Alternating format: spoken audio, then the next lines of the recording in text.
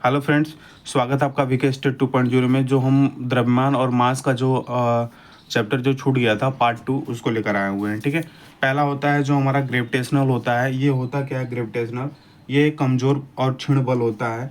और ये क्या होता है, कमज़ोर और क्षीण बल होने के कारण ये पिंड के द्रव्यमानों के कारण लगता है। पिंड के जो द्रव्यमान होते हैं M1 M2 उनके कारण लगता है। क्लियर होगी? हाँ, पिंड क्वेश्चन पूछेगा कि गुरुत्वाकर्षण किन के बीच लगता है, तो पिंड क्या किन के बीच लगता है, तो ये प्रत्येक कण या पिंड के उनके द्रव्यमानों के बीच लगाया जाता है। ठीक है, न्यूटन का गुरुत्वाकर्षण नियम क्या है? न्यूटन ने एक नियम दिया कि यदि दो पिंड M1 M2 है और उनके बीच की दूरी r है, तो इनका जो द्रव्यमान होगा और इस पर जो फोर्सेस लगेंगे F अनुत्क्रमानुपाती M1 M2 लगेंगे, और इनकी बीच की दूरी जो r है ये व्युत्क्रमानुपाती होता है, यानी F व्युत्क्रमानुपाती 1/r²। ठीक है, अगर इन दोनों को यदि यहाँ अनुत्क्रमानुपाती को हटा दें तो यहाँ एक ग्रेविटेशनल फोर्स का आ जाता है, जैसे F बराबर G M1 M2/r²। ठीक है, जो G बराबर होता है 6.6734 होता है। आप याद रखिएगा, कंपटीशन इतना बढ़ गया है तो आप पूरा याद रखेंगे। 6.6734 इंटू 10⁻11 न्यूटन मीटर स्क्वायर पर kg², है ना। वीडियो को फुल वॉच कीजिएगा फ्रेंड्स, क्योंकि अभी महत्वपूर्ण तत्व और केपलर का नियम, ग्रहों का नियम, कक्षा का नियम, क्षेत्र का नियम, परिक्रमण का सब समझाने वाला हूँ। ठीक है, इसके बाद यहाँ बोलता है कि जी की खोज किसने किया था। तो जी की जो खोज किया था हेनरी कैवेंडिश नामक एक वैज्ञानिक थे। उसने क्या किया कि कैपिटल जी की खोज की थी। कौन से वैज्ञानिक? हेनरी कैवेंडिश नामक वैज्ञानिक थे। उन्होंने क्या किया कि कैपिटल जी की खोज की। देखिए, ये कैपिटल जी की जो खोज किया था हेनरी कैवेंडिश नामक वैज्ञानिक ने किया था। ठीक है, अब देखिए F बराबर G M1 M2 G बराबर F बराबर होता है G M1 M2/r²। तो G बराबर हो जाएगा F r² M1 M2। तो यहाँ से जब बीमीय सूत्र निकालेंगे तो पहले F की बीमीय सूत्र क्या, F का फॉर्मूला क्या होता है? M × A होता है, बिल्कुल। R आपका डिस्टेंस है तो इसका मतलब हो जाएगा L²। अभी देखिएगा, और M1 M2 यानी इसका M हो जाएगा एक और इसका M हो जाएगा एक, है ना। दो द्रव्यमान है M। अब देखिए मास का हमारा क्या होगा? M हो जाएगा। एक्सीलरेशन हमारा क्या है? त्वरण है। तो त्वरण का क्या होता है? L⁻⁻², L⁻⁻² इंटू यहाँ पर हो जाएगा L², है ना, अपॉन M हो जाएगा तो M²। ठीक है, एक M से M कैंसिल हो जाएगा तो यहाँ आप कर देंगे तो M के पावर ऊपर जाएगा -1, L² और L तो L के पावर 3 और T के पावर -2, T के पावर -2। हमने बीमीय सूत्र में आपको बताया हुआ है, नहीं आप वीडियो देखें तो कृपया वीडियो को वॉच करें। ठीक है, तो ये आपका कैपिटल जी की क्या आ जाएगा? बीमीय सूत्र आ जाएगा। कैसे आया निकल कर, आपको समझ में आया? चलिए अब हम बात करते हैं कि कैपिटल जी और स्मॉल जी में अंतर क्या होता है। इसके बारे में हम चर्चा करेंगे कि कैपिटल जी और स्मॉल जी में अंतर क्या होता है। ठीक है, तो जो कैपिटल जी का जो मान होता है हमारा, ये जो कैपिटल जी का जो मान होता है ये पूरे ब्रह्मांड में आपका नहीं बदलता। पूरे ब्रह्मांड की बात कहें कि कांस्टेंट होता है, यानी 6.67 यानी 6.6734 इंटू 10⁻11 न्यूटन मीटर स्क्वायर पर kg²। यानी जी कैपिटल जी का मान क्या होता है? पूरे ब्रह्मांड में आपका नहीं बदलेगा। बट जो स्मॉल जी का मान होता है ये अलग अलग जगहों पर अलग अलग होता है ना। जो स्मॉल जी का जो मान होता है अलग अलग जगहों पर क्या होगा? अलग अलग होगा। ठीक है, इसका जो मान होता है, जो पृथ्वी की सतह पर जो मान होता है 9.8 मीटर पर सेकेंड स्क्वायर होता है, क्योंकि पृथ्वी की सतह पर इसकी जो वैल्यू होती है 9.8 मीटर पर सेकेंड स्क्वायर होती है। और ये कैपिटल जी एक अदिश राशि होता है और स्मॉल जी क्या होता है? एक सदिश राशि होता है। इस बात को आप ध्यान रखिए। ठीक है, अब आते हैं कैपिटल जी और स्मॉल जी में जो रिलेशन होता है क्या होता है।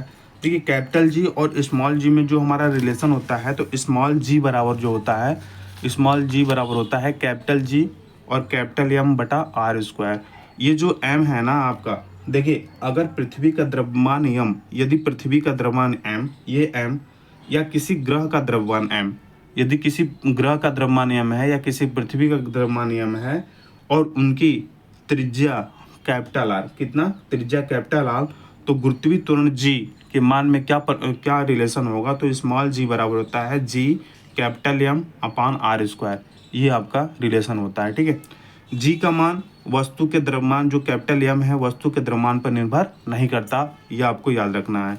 इसमें बोलेगा कि यदि हम ग्रह के द्रव्यमान को, अगर ग्रह का जो द्रव्यमान है ये M और ये त्रिज्या R, अगर हम कहें कि त्रिज्या को क्या कर दें, 2 टाइम्स कर दें, तो इस पर क्या प्रभाव पड़ेगा, इस पर क्या प्रभाव पड़ेगा, तो 2 टाइम्स करेंगे कितना हो जाएगा, 4 हो जाएगा, है ना, 4r हो जाएगा, तो 1/4 हो जाएगा, ये क्या हो जाएगा, 1/4 हो जाएगा। कहेगा कि यदि पिंड का द्रव्यमान m और त्रिज्या को दोगुना कर दें तो यहाँ ग्रेविटेशनल फोर्स पर क्या प्रभाव पड़ेगा, तो g बराबर होगा g, इसको 2m कर देंगे और इसको कर देंगे 2 टाइम्स, तो ये 4 हो जाएगा, है ना, स्क्वायर होगा, 4r हो जाएगा, तो 1/2 हो जाएगा, यानी g पहले से क्या होगा, g'/2 हो जाएगा, है ना, g'/2 हो जाएगा। समझ बात आ रही है, g'/2 हो जाएगा, ठीक है, हाफ हो जाएगा। क्लियर हुआ बात। अगर इसको द्रव्यमान को दोगुना कर दें और त्रिज्या को दोगुना कर दें, है ना, तो यहाँ वैल्यू रखेंगे तो g बराबर g'/2 आ जाएगा। क्लियर। महत्वपूर्ण तथ्य के बारे में हम बात करेंगे कि महत्वपूर्ण तथ्य जो होता है क्या होता है। देखिए कोई भी अगर मान लीजिए अगर 2 अलग अलग द्रव्यमान है हमारा और 2 अलग अलग द्रव्यमान है और वो क्या हुआ, निर्वात में उसको दोनों को एक साथ गिराते हैं, है ना, दोनों वस्तु को एक साथ गिराते हैं, तो कौन सबसे पहले गिरेगा, तो कोई भी सबसे पहले नहीं गिरेगा, दोनों एक साथ गिरेंगे। अगर हम निर्वात की कंडीशन में अगर हम शो करें, अगर हम निर्वात की कंडीशन में अगर हम बात करें, निर्वात की कंडीशन में, तो निर्वात में दोनों एक साथ गिरेंगे।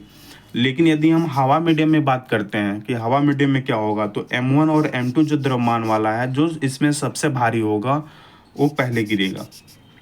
कब, यदि हम कंडीशन अगर हम बात करते हैं, अगर हम किस कंडीशन की बात करते हैं, अगर जिसका द्रव्यमान हमारा ज़्यादा है ना, जिसका द्रव्यमान हमारा ज़्यादा है, हवा की कंडीशन में अगर हम बात करेंगे तो भारी वाला हमारा क्या है, भारी वाला जल्दी गिरेगा। क्लियर होगी बात।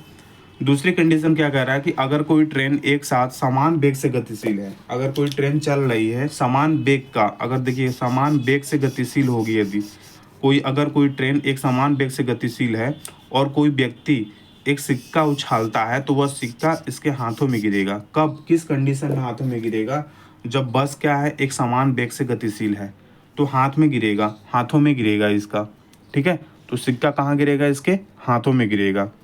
क्लियर हो रही है बात कि नहीं हो रही है। अगर ट्रेन त्वरण के साथ आगे बढ़ेगी, अगर ट्रेन त्वरण के साथ आगे बढ़ेगी, है ना, एक समान त्वरण के साथ आगे बढ़ेगी, तो सिक्का व्यक्ति के पीछे गिरेगा। कहाँ गिरेगा, तो जो सिक्का होगा वो व्यक्ति के कहाँ गिरेगा, सिक्का जो होगा व्यक्ति के कहाँ होगा, पीछे गिरेगा, ठीक है, सिक्का व्यक्ति के पीछे गिरेगा। क्लियर। नीचे से ऊपर फेंकते समय उच्चतम बिंदु पर जो वेग होगा, नीचे से ऊपर फेंकते समय उच्चतम बिंदु पर जो वेग होता है 0 होता है, और जी का जो वैल्यू होती है 10 मीटर पर सेकंड स्क्वायर होती है। ये बात समझ में आ रही है आपको। बिल्कुल फ्रेंड्स, वीडियो को आप वॉच किया करिए फ्रेंड्स। मैं देख रहा हूँ 2-3 वीडियो में वॉच जो है बहुत ही कम आ रहा है। वॉच करने का मतलब बहुत कम आ रहा है, इसका मतलब जो व्यू ड्यूरेशन है, जो वॉचिंग की व्यू ड्यूरेशन है वो बहुत कम आ रही है। तो सपोर्ट करें फ्रेंड्स, ठीक है। कोई यदि इशू आता है आप मतलब वो कमेंट करें कि क्या दिक्कत हो रही है, ठीक है, उसके बाद हम आपको उस चीज़ को सुधारने का प्रयास करेंगे, ठीक है। द्रव्यमान तथा भार में अंतर क्या है ना, द्रव्यमान और भार में अंतर क्या होता है। देखिए द्रव्यमान हमने बताया था कैपिटल जो m होता है हमारा, कैपिटल M होता है, ये पूरे ब्रह्मांड में नहीं बदलता, इसकी जो वैल्यू फिक्स होगी वह पूरे ब्रह्मांड में, लेकिन भार जो W बराबर mg होता है, ये भार अलग अलग जगहों पर अलग अलग होता है, पहली बात समझ लो, है ना। और जो द्रव्यमान का एसआई जो मात्रक होता है वो केजी होता है, क्या होता है, केजी होता है। और जो भार का जो एसआई मात्रक होता है वो न्यूटन होता है, एक न्यूटन होता है, एक केजी मीटर सेकंड के पावर -2, ठीक है। और जो द्रव्यमान होता है एक हमारी अदिश राशि होती है, लेकिन भार एक क्या होती है, हमारी एक सदिश राशि होती है, ठीक है। भार कैसी राशि है, सदिश राशि। चंद्रमा पर गुरुत्वीय त्वरण का जो मान होता है ना, पृथ्वी के गुरुत्वीय त्वरण के कितना होता है, g/6 होता है। कितना होता है, g/6 होता है। कितना होता है, g/6 होता है। क्लियर हो रही बात, g/6 होता है, ठीक है। कितना होता है, g/6 होता है। बात को समझ आ रही है, g/6 होता है। क्लियर, ठीक है। उसके बाद अगर हम बात करते हैं ग्रोहों का नियम और केपलर का नियम, ग्रोहों का नियम और केपलर के नियम की हम बात करेंगे कि ये नियम क्या बोलता है। देखिए ये क्वेश्चंस आएगा, ग्रहों के नियम, केपलर्स का नियम अगर आएगा तो ये क्वेश्चंस आएगा, ये क्वेश्चंस आता है। देखिए ग्रहों का नियम किसने दिया था, तो केपलर ने दिया था। किसने दिया था, तो ग्रहों का नियम आपका दिया था केपलर ने दिया था, ठीक है। सॉरी फ्रेंड्स, ग्रहों का जो नियम दिया था केपलर ने दिया था। कौन कौन से नियम दिए, 3 नियम दिए थे। एक दिया था कक्षा का नियम, एक दूसरा दिया था क्षेत्र का नियम, तीसरा दिया था परिक्रमण काल का नियम। 3 नियम उसने दिया था, ठीक है। जो कक्षा का नियम दिया था उसने कहा था कि कोई भी ग्रह, जो कोई भी ग्रह है ना, कोई भी ग्रह सूर्य के चारों ओर एक दीर्घ वृत्ताकार कक्षा में चक्कर लगाती है, जिसके फोकस पे, जिसके सेंटर पे क्या होता है, जिसके फोकस पे सूर्य होता है। क्लियर, पहला रूल। दूसरा जो है क्षेत्र का नियम दिया था कि कोई भी ग्रह सूर्य के चारों ओर, कोई भी ग्रह है सूर्य के चारों ओर चक्कर लगा रहा है तो वह समान समय में समान क्षेत्रफल तय करती है। मतलब टाइमिंग भी सेम होगा, है ना, टाइमिंग भी सेम होगी, समान समय होगा और समान क्षेत्रफल एरिया होगा, है ना, समान क्षेत्रफल तय करेगी। ये दूसरा नियम कह रहा है, समान समय में समान क्षेत्रफल तय करेगी, ठीक है। उसके बाद एक आता है परिक्रमण काल का नियम। तो परिक्रमण काल का जो नियम है ये बताता है कि इस नियम के अनुसार कह रहा है कि परिक्रमण काल जो टी है ना, टी का वर्ग और सूर्य से माध्य की दूरी, सूर्य से माध्य की दूरी कैपिटल आर के घन के समानुपाती होता है। ये जो कैपिटल आर जो है ना, सूर्य के माध्य से दूरी है। क्या है, सूर्य के माध्य से दूरी है। सूर्य के माध्य से क्या है, दूरी है। जो कैपिटल आर है सूर्य के माध्य से क्या है, दूरी है। जो टी है, जो कैपिटल टी है, ये क्या है, ये परिक्रमण काल है। क्या है, परिक्रमण काल, है ना, परिक्रमण काल होता है। क्या होता है, ये होता है परिक्रमण काल। क्या होता है, ये परिक्रमण काल होता है, ठीक है। तो उन्होंने, अब देखिए एक क्वेश्चन आता है, क्या क्वेश्चन आता है, कोई भी ग्रह सूर्य के चारों ओर दीर्घ वृत्ताकार कक्षा में चक्कर लगाता है, ये किसने बोला था। मतलब कोई भी ग्रह जो है सूर्य के चारों ओर दीर्घ वृत्ताकार कक्षा में चक्कर लगाता है, ये बोला किसने था, ये कहा था कापरनिकस ने। एक बात समझिएगा, कापरनिकस, ये किसने कहा था, कापरनिकस ने कहा था। बट इसके कापरनिकस ने कहा था, लेकिन इस बातों को ग्रहों का नियम किसने कहा था। इस बात को अगर ग्रहों का नियम जो बोल देगा, लेकिन इस बात को ग्रहों का नियम दे करके केपलर ने सत्यापित किया, तो बोलेगा किसने सत्यापित किया, तो केपलर ने किया। बट कापरनिकस ने क्या किया, कि कापरनिकस किया कि कोई भी ग्रह सूर्य के चारों ओर दिग्वृत्ताकार कक्षा में चक्कर लगा रहा है, किसने कहा था, तो कापरनिकस ने कहा था। क्लियर हो गई बात फ्रेंड्स, क्लियर हो गई, ठीक है। तो ये रहा हमारा क्वेश्चंस, ठीक है। बल आघूर्ण हमने आपको पढ़ा दिया है, द्रव्यमान वेट एंड द्रव्यमान वेट भी पढ़ा दिया है ना, ये आपका टॉपिक छूट गया था, ठीक है। तो हमने इस टॉपिक को आपको करा दिया, ठीक है। ओके फ्रेंड्स, और अगर क्वेश्चंस पूछता है, क्वेश्चंस हमने आपको कराया हुआ है, आप देख लीजिएगा कि चंद्रमा पर किस वस्तु का द्रव्यमान 600 न्यूटन है, तो पृथ्वी पर उसका भार क्या होगा, ये हमने आपको करा दिया है। जैसे ये क्वेश्चन कराया हूँ ना, जैसे मान लीजिए चंद्रमा पर जो है, चंद्रमा पर जो वस्तु का भार है ना, वस्तु का भार कितना है, 600 न्यूटन, तो पृथ्वी पर कितना होगा, तो पृथ्वी पर कितना होगा, है ना। कराया नहीं हूँ, बिल्कुल कराया हूँ। एक फार्मूला होता है W बराबर mg। तो पहले हम मास निकाल लेंगे, तो W का मान 600 दिया है, m, g की वैल्यू कितनी होती है, g की वैल्यू कितनी होती है आपकी, बताइए, g की वैल्यू कितनी होती है। W बराबर mg अगर हम निकालेंगे तो m जो है हमारा, है ना, mg, तो mg निकालेंगे मास और ग्रेविटेशनल फोर्स। तो mg जब आप निकालेंगे, कह रहा है कि उसका भार बताइए, पृथ्वी पर भार कितना होगा, तो हमने बताया था G/1/6 होता है आपको, है ना। या एक फार्मूला ये देख लो, W बराबर mg होता है ना, W बराबर क्या होता है, mg, ठीक है। तो W बराबर mg होता है, तो mg, और उसके बाद W का मान कितना आ जाएगा आपका 600, है ना। m का मान कितना है, m का मान हमको निकालना है, m, g का मान 10, तो m बराबर कितना हो जाएगा 60, कितना हो जाएगा 60 हो जाएगा, 10 कैंसिल हो जाएगा, तो 60, m का मान कितना आ गया, 60 आ गया। हमने बताया था कि जो ये चंद्रमा पर वस्तु का भार इतना है, तो इसका द्रव्यमान कितना है, इतना है, ठीक है। और अगर बोल दे पृथ्वी पर भार कितना है, तो हमने बताया था चंद्रमा पर जो भार होगा और पृथ्वी के जो भार का 1/6 है ना, तो ये 60 है ना, और ये पृथ्वी कितना हो जाएगा, पृथ्वी पर 1/6 होता, ये आपका थोड़ा गलत हो गया फ्रेंड्स, देखिए ये जो होगा ना हमारा, देखिए वस्तु का भार जो है हमारा m/6,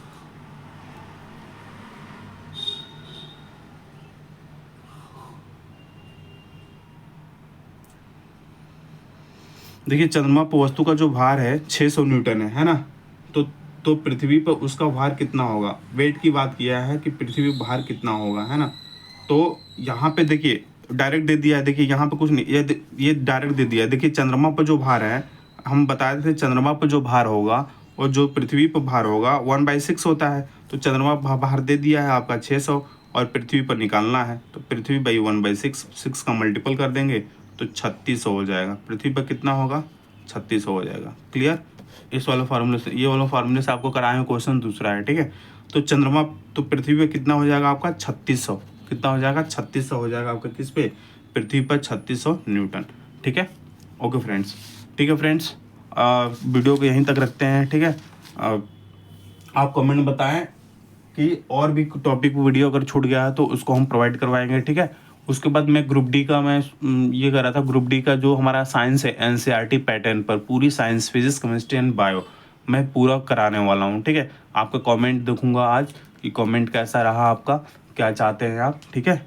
ओके फ्रेंड्स, यहीं तब तक के लिए bye bye, take care. Channel को सब्सक्राइब लाइक करें, सब्सक्राइब और लाइक बहुत ज़रूरी है फ्रेंड्स। सब्सक्राइब लाइक करेंगे तभी हमारा व्यू बढ़ेगा, ठीक है। क्योंकि जो हमारा यूट्यूब का जो ये है जो रूल्स है वो चेंज हो गया है ना। आप फॉलो करें फ्रेंड्स कृपया, ठीक है। Okay, take care, bye bye, जय हिंद, जय भारत, लव यू ऑल।